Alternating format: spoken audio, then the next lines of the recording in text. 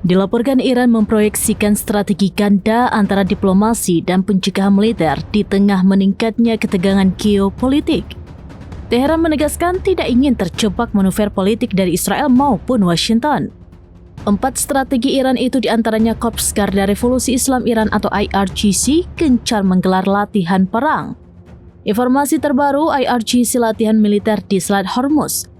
Iran tidak menjelaskan rinci soal durasi latihan tersebut. Namun latihan yang berlangsung pada Senin 16 Februari itu untuk menilai kesiapan unit Angkatan Laut Garda Revolusi. Selain itu, latihan militer ini untuk meninjau rencana keamanan dan skenario potensial menghadapi serangan Amerika Serikat, termasuk merespon ancaman musuh di wilayah Selat Hormuz. Strategi kedua, Iran menggelar pertemuan dengan Direktur Jenderal Badan Tenaga Atom Internasional atau IAEA.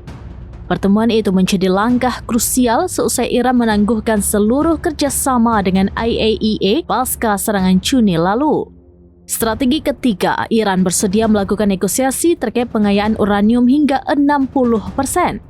Namun dengan syarat ada komitmen nyata dari Amerika Serikat untuk mencabut sanksi ekonomi Iran. Strategi terakhir, Iran tetap fleksibel dan akan merespon jika Amerika Serikat memulai perang. Namun menurut Wakil Menteri Luar Negeri Iran, Amerika Serikat harus membuktikan keseriusannya dalam mencapai kesepakatan dengan Iran. Wamenlu Iran Majid Takhravanchi memperingatkan perang akan buruk bagi semua pihak. Atas hal itu, menurut Takhravanchi, kelanjutan negosiasi nuklir ada di tangan Amerika Serikat.